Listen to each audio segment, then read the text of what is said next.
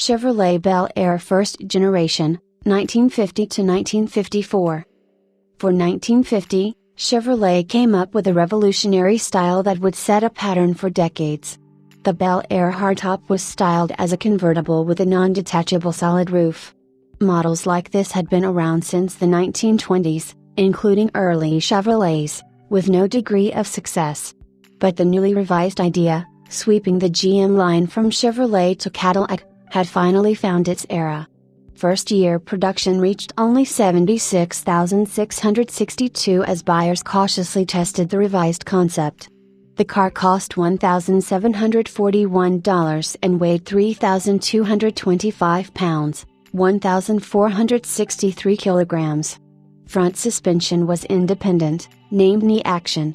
The first Bel Airs of this era shared only their front sheet metal ahead of the A-pillar with the rest of the range. The windshield, doors, glass, and trunk were common with the Styline Deluxe convertible coupe, however the roof, rear quarters and rear windows, 3, were unique.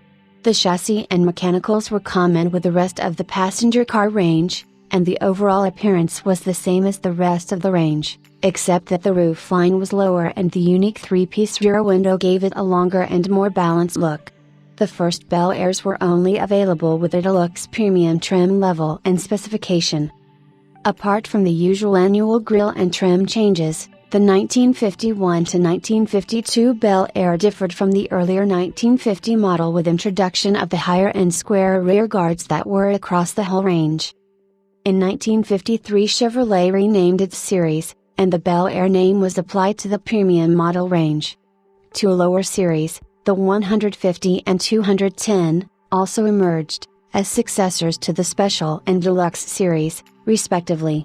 The 1953 Chevrolet was advertised as entirely new through and through, due to the restyled body panels, front and rear ends. However, essentially these Chevrolets had similar frame and mechanicals to the 1949 to 1952 cars.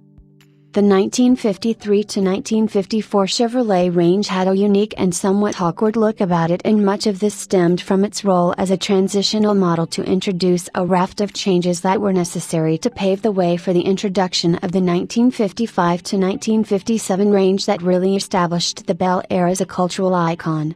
The pre-war technology, such as torque tube drive, 6-cylinder splash feed engines, knee action suspension, split windshields, etc., of the early models was phased out, and the foundations for the first post-war modern Chevrolet passenger car were finalized in this 1953 to 1954 model. The Bel Air series featured a white chrome strip of molding from the rear fender bulge to the rear bumper. The inside of this stripe was painted a coordinating color with the outside body color, and Bel Air scripts were added inside the strip.